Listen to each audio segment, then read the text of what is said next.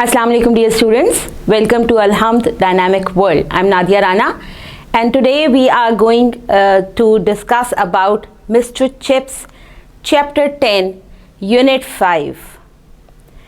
Let's start. What we have studied in chapter 9, what was it? पहले तो ये जानना बहुत ज़रूरी है कि क्या था चैप्टर 9 में जो हमने पढ़ा.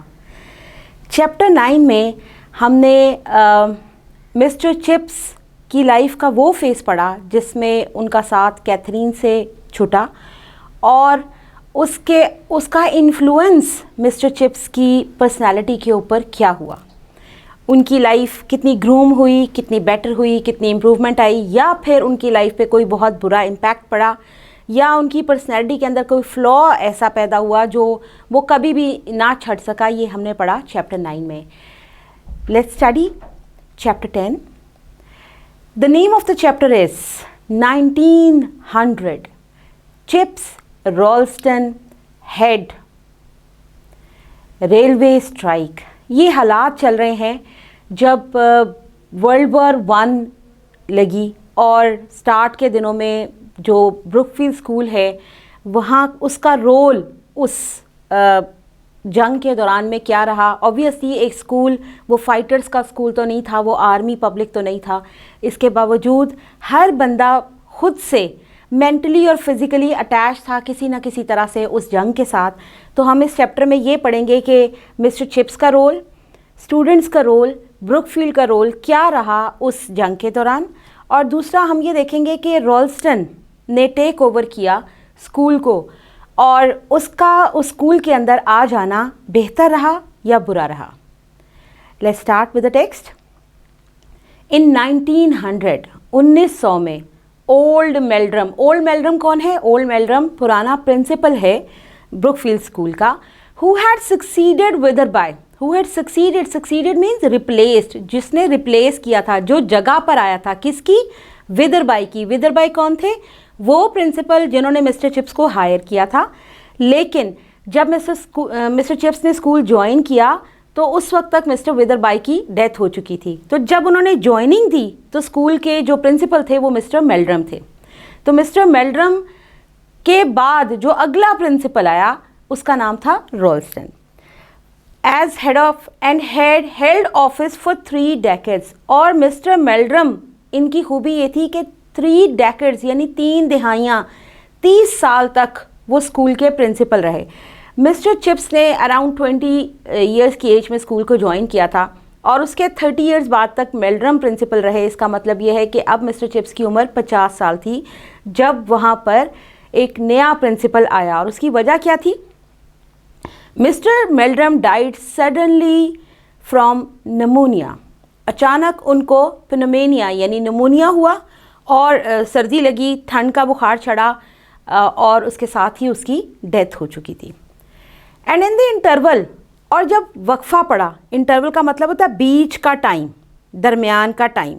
And the interval before the appointment of a successor. Successor कौन है? रिप्लेसमेंट, बाद में आने वाला. जब एक प्रिंसिपल की डेथ हो गई, अब डेथ रिटायरमेंट हो रही हो ना बच्चे, तो फिर तो ये सोचा जाता है कि रिटायरमेंट होने वाली है, प्लान किया जाता है कि इसकी बाद प्रिंसिपल कौन बनेगा और जिस डेट को कोई एक छोड़ता है उस डेट को कोई दूसरा ज्वाइन कर लेता है. लेकिन यहाँ पर तो किस्सा ही फ़र्क था. वो किस्सा डिफरेंट कैसे था कि एक की अचानक डेथ हो गई. सडन डेथ की सूरत के अंदर आपके पास रिप्लेसमेंट नहीं होता और नया प्रिंसिपल को आने में कुछ टाइम लग रहा होता है. तो ये जो बीच का इंटरवल है, बीच का दौरानिया है, इसमें क्या हुआ? Chips became acting head of Brookfield. Chips को एक्टिंग हेड का मतलब होता है for the time being, temporary तौर पर स्कूल का हेड बना दिया गया. There was just the faintest chance that the governors might make the appointment a permanent one. Faintest chance का मतलब यह है कि बिल्कुल मामूली सा कोई एक इम्कान. वैसे तो इस बात का बिल्कुल कोई इम्कान नहीं था, लेकिन शायद एक होप होती है ना कि शायद ऐसा कोई इम्कान हो. शायद ही इस बात का कोई इम्कान था कि मिस्टर चिप्स को स्कूल का परमानेंट प्रिंसिपल बना दिया जाए. बट लेकिन chips was not really disappointed. Chips को ज़्यादा नाउमीदी नहीं हुई, यानी एक अंदर ख्वाहिश तो होती है कि मुझे प्रिंसिपल बना दिया जाए, लेकिन आपको अपनी एबिलिटीज़ का आइडिया होता है, तो आपको एक उम्मीद थी उनको भी, लेकिन उनको यकीन नहीं था। इसीलिए जब यकीन ना हो तो बहुत ज़्यादा नाउमीदी नहीं होती, जब यकीन बहुत मुस्तहकम हो तो नाउमीदी भी ज़्यादा होती है। तो वो ज़्यादा नाउमीद ना हुए। When they brought in a मियर youngster, जब उन्होंने बस एक सिर्फ जवान सा शख्स उसके सामने लाकर खड़ा कर दिया, ऑफ 37, जिसकी उम्र 37 ईयर्स थी। ग्लिटरिंग, ग्लिटरिंग का मतलब होता है स्पार्कलिंग, स्पार्कलिंग चमक रहा, यानी जिसके पीछे कोई एक ऐसी डिग्री है या कोई ऐसा सुविनियर है या कोई उसने ऐसा मार्का मारा है जो उसकी पहचान है, जो उसकी चमक है, जो उसको आगे लेकर चला गया। Glittering with first and blues, first and blues यहाँ पर एक इडियम यूज हुआ है, इसका मतलब है distinctions in studies and games. कोई ऐसा शख्स जिसका इम्तियाज़ रहा है, जिसकी बड़ी खूबी रही है कि वो पढ़ाई में भी बहुत आगे रहा है और गेम्स में भी बहुत आगे रहा है।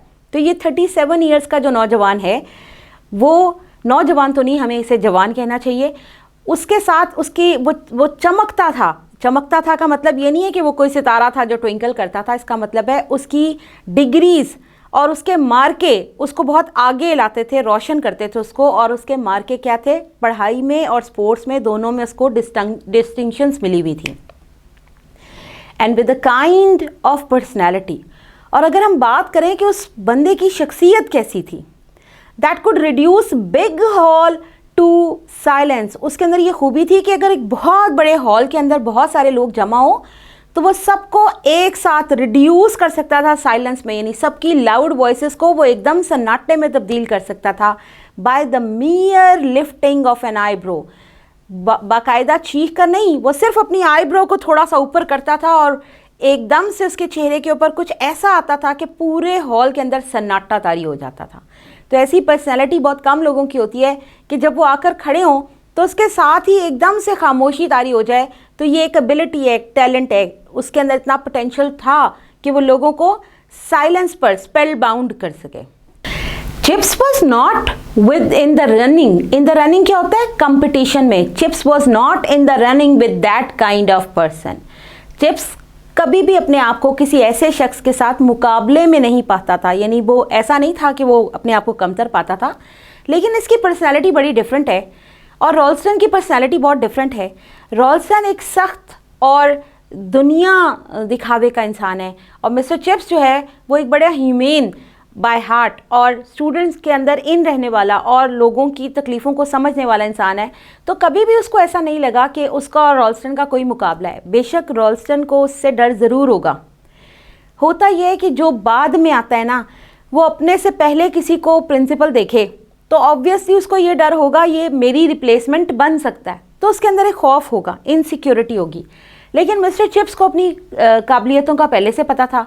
उन्हें पता था कि मुझे रिप्लेस किया जा सकता है, मेरे अंदर शायद वो पोटेंशियल या वो सख्ती नहीं है जो एक प्रिंसिपल के अंदर होनी चाहिए और कभी भी उनकी रिप्लेसमेंट रेडी की जा सकती है। इसलिए उनको कोई ज़्यादा इस पर डिसअपॉइंटमेंट नहीं हुई थी, वो तो रेडी थे इस चीज़ के लिए और उन्होंने एक्सेप्ट भी कर लिया।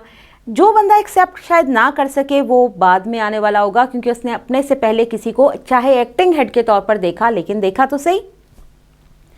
He never had been and never would be, ना तो कभी किसी ऐसे शख्स के साथ वो कभी मुकाबले में रहा था और ना ही कभी ऐसा हो सकता था। And he knew it, और वो बात अच्छी तरह से वो जानता था। He was an altogether milder, milder क्या होता है, gentler, ज़रा नरम, mild थोड़ा ठंडा, and less ferocious, ferocious fierce खतरनाक एनिमल। आम तौर पर इंसान को हम कहते हैं इंसान भी एक जानवर ही है, उसके अंदर एक जानवर बसता है और जब वो गुस्से में होता है तो उसके अंदर का जानवर दिखाई भी देता है। मिस्टर चिप्स को कितना भी गुस्सा आ जाए लेकिन वो अपनी ज़ात में बड़े माइल्ड, बड़े ठंडे जानवर, फियर्स यानी ख़तरनाक भी हो सकते थे अगर, तो भी इतने ख़तरनाक कभी नहीं हो सकते थे कि दुनिया को उनसे डर लगे, बच्चों को उनसे खौफ महसूस हो। ऐसे इंसान वो कभी भी नहीं बन सकते थे। तो एक सख्त इंसान के साथ शायद इनका मुकाबला ना कभी था ना कभी हो सकता था। इनकी पर्सनैलिटी ऑल टुगेदर डिफरेंट थी। दोज ईयर्स, उन सालों में बिफोर हिज रिटायरमेंट इन 1913, उनकी रिटायरमेंट से पहले 1913 में, were studied with sharply remembered pictures. हम कह सकते हैं कि मिस्टर चिप्स की ज़िंदगी स्टड का मतलब है भरी हुई थी ऐसी तस्वीरों से, ऐसे माजी के वाक़यात और हालात से जो बार बार उनको याद आते थे, यानी ऐसे वाक़यात जो वर्थ रिमेंबरिंग थे, जो याद करने के काबिल थे और स्टड थे। एक आधा वाक़या इस वक्त का ऐसा नहीं था जो याद रखा जा सके। बहुत से ऐसे वाक़यात थे जो मिस्टर चिप्स को बार बार याद आते थे। इस चैप्टर में बहुत से क्वेश्चंस आते हैं बच्चों। आपका यहाँ पर जितने वाक़यात मिस्टर चिप्स को याद आते हैं, हर एक से रिलेटेड एक क्वेश्चन बनता है और हर एक से रिलेटेड एक क्वेश्चन पॉसिबल है कि आपको एग्ज़ाम में आ भी जाए। अ मे मॉर्निंग, याद करें वो मई की एक सुबह। The clang means clatter, bell sound जो गूंजदार आवाज़ होती है, ऑफ द स्कूल बेल, जो क्लैंग हुआ, क्लैटर हुआ, स्कूल के बेल की आवाज़ आई। एट एन अनअकस्टम्ड होता है अनयूजुअल, गैर मामूली, इसका मतलब है जो रूटीन पर ना हो, कुछ ऐसा जो रूटीन से हट के हो रहा हो। तो एक अनअकस्टम्ड टाइम के ऊपर, एक गैर मामूली वक्त के ऊपर, यानी एक तो हर क्लास के ख़त्म होने पर या रिसेस की बेल या कॉल ओवर की जो भी बेल्स बजती हैं, उनसे हटकर अगर कोई बेल बजती है तो इसका मतलब है कि इसका कोई ख़ास मकसद होना चाहिए। तो एक गैर मामूली वक्त के ऊपर एक बेल बजी। एवरीवन समन्ड, हर एक को हुक्म मिला। To assemble means to gather, कि वो इकट्ठे हो जाएं। सबको एक, समझो उस बेल के थ्रू एक ऑर्डर मिला कि वो सब इकट्ठे हो जाएं इन बिग हॉल, बड़े जो स्कूल का बड़ा हॉल है उसमें। अब जाहिर है इसका कोई मकसद भी होगा। रॉल्स्टन द न्यू हेड, अभी रॉल्स्टन जिसने स्कूल को ज्वाइन किया था एक नए हेड के तौर पर, वेरी पॉन्टिफिशियल मीन्स अथॉरिटेटिव, पॉन्टिफाइड जो अपने ऊपर अथॉरिटेशन फील करता हो, लेकिन पॉन्टिफिशियल उस वक्त जो बड़ा अथॉरिटेटिव हो, उसका आना मतलब एक रोब का बाइस होना। तो वेरी पॉन्टिफिशियल जो उस वक्त बहुत बारोब था। एंड अवेयर ऑफ हिमसेल्फ, और वो ये बात जानता भी था कि वो खुद बहुत बारोब है और लोग उससे डरते हैं। उसने क्या किया? Fixing the multitude mess with the cold precising severity, उसने जितना मैस रश जितने बच्चों का इकट्ठा हुआ था उनको प्रिसीजिंग का मतलब होता है थ्रेटनिंग, खौफजदा करने वाला, सिविरिटी हार्शनेस, उसके चेहरे पर इतनी सख्ती आई कि जितने लोग भी इकट्ठे हुए थे वो एकदम से सन्नाटे में आ गए, चुप हो गए, उसकी बात सुनने के लिए तैयार हो गए। उनके ऊपर उसका रोब पड़ा और वो खामोश हो गए और उसकी बात सुनने लगे। You will all be deeply grieved to hear, आप सबको ये सुनकर बहुत दुख होगा, यानी इसका मतलब है कि वो कोई दुख की बात, कोई ऐलान करने वाला है जिसको सुनने के बाद सबको अफसोस होना था। तो उसने कहा आप सबको ये जानकर बहुत अफसोस होगा that his majesty king Edward, कि जो उस दौर का बादशाह था, इंग्लैंड का बादशाह था किंग एडवर्ड दी सेवंथ, सातवां किंग एडवर्ड सेवंथ, सातवां king Edward, died this morning, वो आज सुबह उसकी डेथ हो गई है, वो फौत हो गया। There will be no school this afternoon, और आज दोपहर को स्कूल नहीं लगेगा। स्टूडेंट्स की एक साइकी होती है बच्चों, एक स्पेशल किस्म की साइकी, एक स्पेशल किस्म का एलिमेंट, कि आप लोग शायद मौत का लफ्ज़ को उस तरह से महसूस नहीं करते जिस तरह हम बड़े लोग महसूस करते हैं। हमें पता है कि मौत का मतलब ख़त्म हो जाना है, लेकिन यंग एज के अंदर ख़त्म हो जाना क्या होता है, इन कॉन्सेप्ट्स के पास स्टूडेंट्स का जाना बड़ा मुश्किल होता है, और छोटे बच्चों को ये समझना तो बहुत ही मुश्किल होता है। तो आपको अट्रैक्ट क्या करती है बात? अट्रैक्ट करती है छुट्टी। तो इन बच्चों को भी यही बात अट्रैक्ट की कि आज दोपहर को कोई स्कूल नहीं होगा, but a service will be held in the chapel at 4:30। लेकिन उसने साथ ही साथ एक ऐलान और भी कर दिया कि शाम 4:30 बजे जो इनका गिरजाघर है, चैपल है, वहाँ पर एक दुआ की जाएगी। तो उसने उस दिन स्कूल के अंदर छुट्टी अनाउंस की। तो वो छुट्टी का अनाउंस किया जाना उस दिन जब बादशाह की डेथ हुई है, मिस्टर चिप्स को वो वाक़या बहुत अच्छी तरह से याद है, और किस तरह उसने आके ऐलान किया और किस तरह पूरा मैस खामोश हो गया और मिस्टर रॉल्स्टन का आते ही बच्चों के ऊपर कितना रोब और दबदबा था, ये चीज़ें मिस्टर चिप्स शेयर कर रहे हैं यहाँ पर। ये उनकी जो रिमेंबर डेज़ हैं उनमें से एक, ऑफ्ट रिमेंबर, जो अक्सर उनको याद आता है दिन, उनमें से एक दिन ये भी है। इसके बाद ये पहला वाक़या है जो मिस्टर चिप्स को याद आया उन डेज से रिलेटेड, अभी जब रॉल्स्टन ने नई ज्वाइनिंग दी थी। लेकिन जैसे मिस्टर चिप्स को रॉल्स्टन पसंद नहीं था और रॉल्स्टन को मिस्टर चिप्स पसंद नहीं थे, ये हम आगे जाके थोड़ा सा आगे जाके पढ़ेंगे, हमें अंदाज़ा होगा कि दोनों शायद एक दूसरे को बहुत ज़्यादा पसंद नहीं करते थे। तो मिस्टर चिप्स को ऐसा फील होता है कि जैसे उन दिनों में ऐसे ही वाक़यात हो रहे थे जो सब कुछ बुरा बुरा बुरा बुरा होता चला जा रहा है, क्योंकि वर्ल्ड वॉर 1 भी तो लग चुकी थी और उसके दौरान में हालात कुछ ऐसे बन जाते हैं जहाँ पर हर वक्त हर जगह पे हैज़ार्डनेस होती है, बिखरापन, अफरा तफरी, परेशानी, हर चीज़ की किल्लत और हर चीज़ के लिए यानी जो एक रूटीन लाइफ है वो डिस्टर्ब हो चुकी होती है। तो मिस्टर चिप्स की रॉल्स्टन के आने से अपनी लाइफ रूटीन जो है वो डिस्टर्ब हो गई और उस मुल्क की रूटीन, उस इलाके की रूटीन, उस स्कूल की रूटीन चेंज हो गई, क्योंकि एक जंग लग चुकी थी और जिसके बाद के पूरे हालात जो हैं वो बिखर चुके थे, बिगड़ चुके थे, पहले जैसे नॉर्मल नहीं रहे थे। ऐसे हालात जो नॉर्मल होते हैं ना, उनको लोग फिर बाद में याद करते हैं और वो याद करते हैं और उनका दिल चाहता है काश वो वक्त वापस आ जाए। तो मिस्टर चिप्स की लाइफ, अपनी लाइफ में भी ऐसा वक्त चल रहा है जिसमें काश पुराना वक्त जब वो एक्टिंग हेड हैं वो वापस आ जाए, और इंग्लैंड की लाइफ में भी वो वक्त जब हर तरफ अमन और सुकून था, इत्मीनान था, वो वापस आ जाए। ये दोनों चीज़ें यहाँ पे मिस्टर चिप्स ने मर्ज की हुई हैं। दूसरा वाक़या जो उनको याद आता है, अ समर मॉर्निंग, गर्मियों की एक दोपहर, ऑन द रेलवे लाइन पर नियर ब्रुकफील्ड स्कूल के पास, the railway man were on strike. जो रेलवे के लोग हैं उन लोगों ने स्ट्राइक की हुई थी। जब जंग लगती है ना बच्चे, तो उससे ज़रा पहले और उसके दौरान में हर तरफ इतनी अफरा तफरी और बेचैनी होती है कि हर कोई अपने राइट्स के लिए खड़ा हो रहा होता है। दुनिया में बेचैनी अलग होती है, मुल्कों के अंदर बेचैनी अलग होती है। यही वजह है कि जंगें लगती हैं जब कोई मुल्क अपने आप में बहुत ज़्यादा पुरसकून होता है और वहाँ के अंदर के हालात ऐसे होते हैं कि लोग दे आर यूनाइटेड और वो एक कॉज के लिए फ़ाइट करने के लिए तैयार हों, तो कभी कोई दुनिया का दूसरा मुल्क उनकी तरफ देखने की हिम्मत नहीं करता। जंगें तब लगती हैं जब अंदर के हालात बिगड़ते हैं, और जब अंदर के हालात बिगड़ते हैं तो बाहर की दुनिया से ज़रूर फ़ायदा उठाती है। तो वही जो अंदर के बिगड़े हुए हालात हैं उसका जिक्र यहाँ मिस्टर चिप्स कर रहे हैं कि एक स्ट्राइक चल रही थी और रेलवे का अमला स्ट्राइक पर था।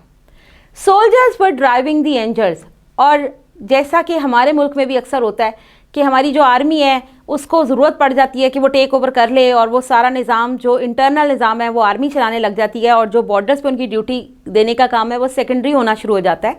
और फिर जब जाहिर सी बात है आप एक जगह को निगलेक्ट करते हो तो सारी दुनिया की नज़रें उस तरफ लग जाती हैं, जो आपका एरिया कमज़ोर पड़ जाता है। तो जो सोल्जर्स हैं उनका काम है बॉर्डर पर लड़ना, उनका काम है मुल्क की बाहर की ताकतों से हिफाजत करना। इंटरनल मामलात में जब फ़ौजी पढ़ना शुरू हो जाते हैं ना, तो एक्सटर्नली पूरी दुनिया के सामने आप वीक हो जाते हो। तो यहाँ पे क्या हुआ, जब स्ट्राइक हुई और रेलवे का निज़ाम दरहम भरम हुआ और रेलवे के सारे अफराद जो हैं, जो उसके एम्प्लॉयज़ हैं, वो स्ट्राइक पर चले गए, तो जो सोल्जर्स हैं उन्होंने एक काम संभाल लिया कि ट्रेन्स उन्होंने चलाना शुरू कर दी। Stones had been thrown at trains.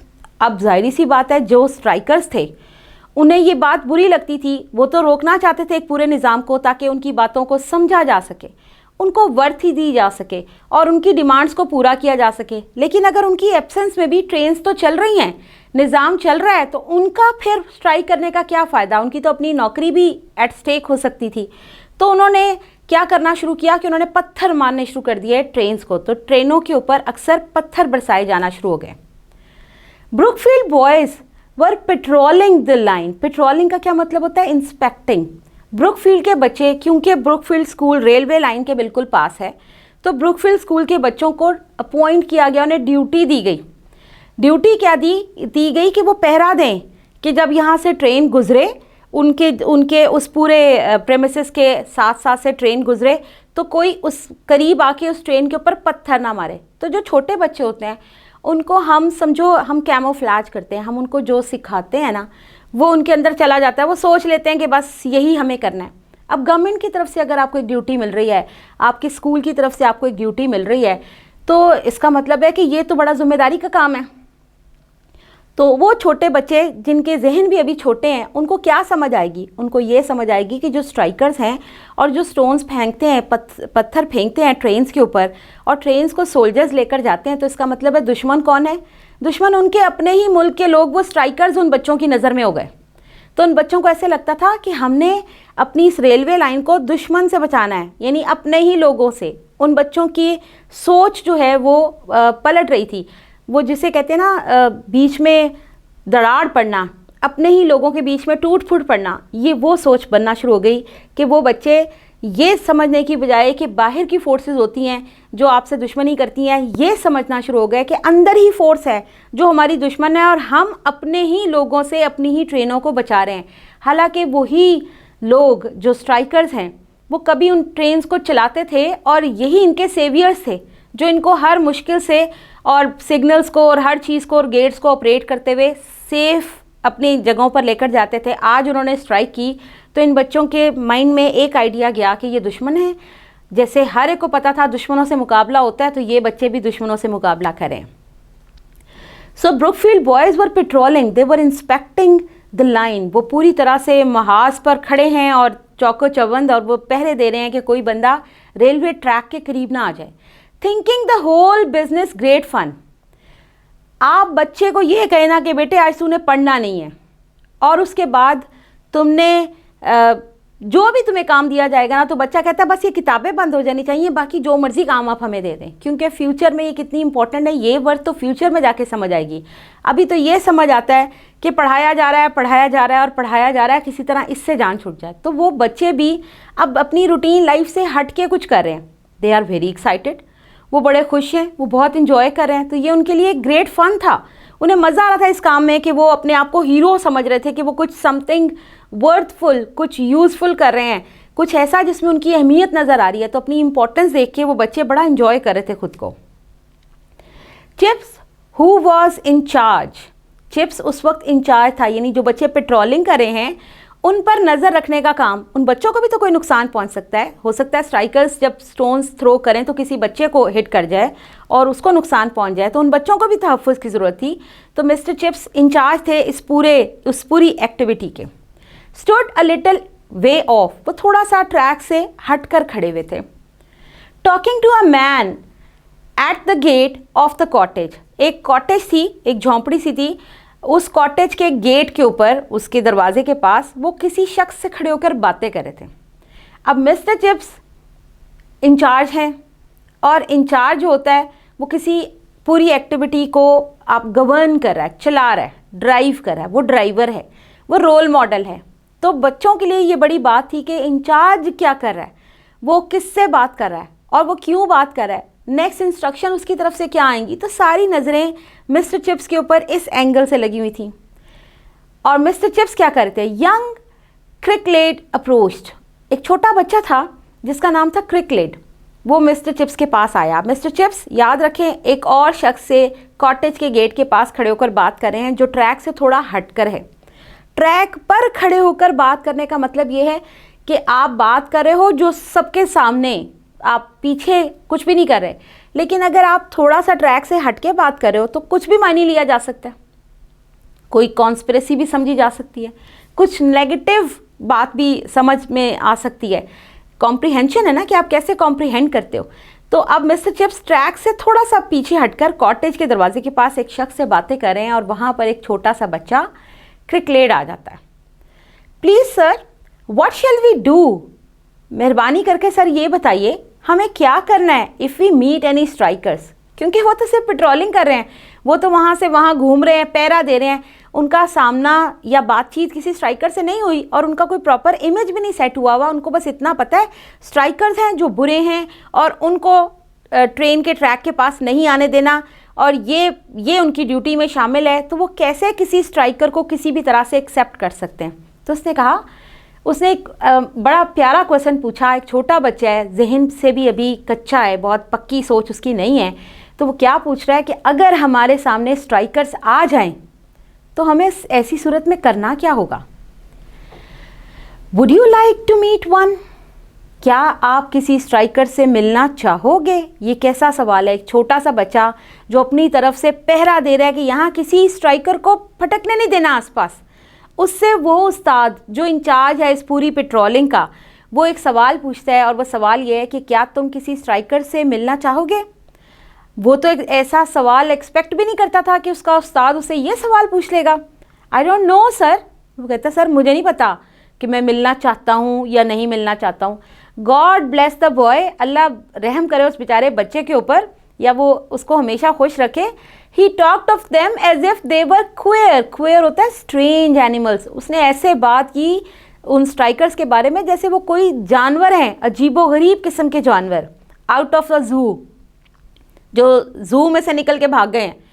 तो वो बच्चे ने ऐसे बिहेव किया जैसे वो किसी इंसान की बात नहीं कर रहा, अपने मुल्क के बाशिंदे की बात नहीं कर रहा, किसी मजबूर इंसान की बात जो किसी मजबूरी में आके स्ट्राइक कर बैठा है उसकी बात नहीं कर रहा। वो तो किसी दुश्मन या किसी जानवर की बात कर रहा है जो जू से निकल कर भागा है और सब लोग उसके पीछे पड़े हैं, इसको पकड़ के वापस जू में बंद कर दिया जाए।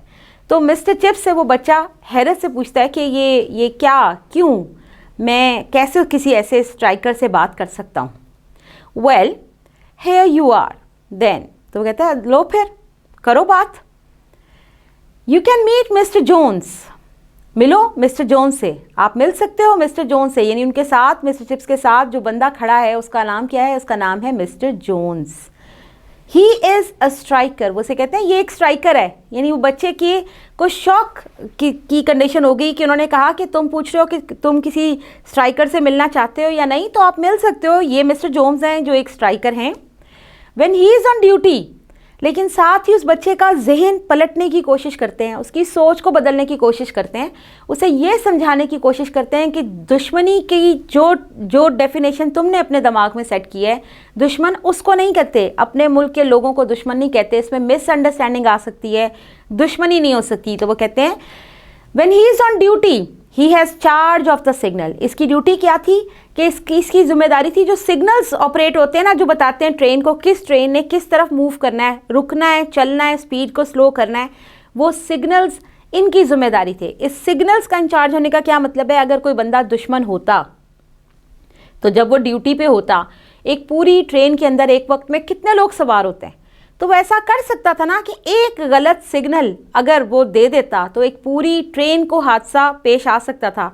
तो इतना एक बॉम्ब के गिरने से नुकसान नहीं होता जितना एक ट्रेन के हादसे में नुकसान होता है। तो उन्होंने समझाने की कोशिश की कि इसकी जिम्मेदारी वो थी कि अगर ये चाहता दुश्मनी करना तो ये तो बहुत से लोगों को अब तक मौत के घाट उतार चुका होता, लेकिन उस वक्त ऐसा इसने कुछ नहीं किया। So don't take him as your enemy.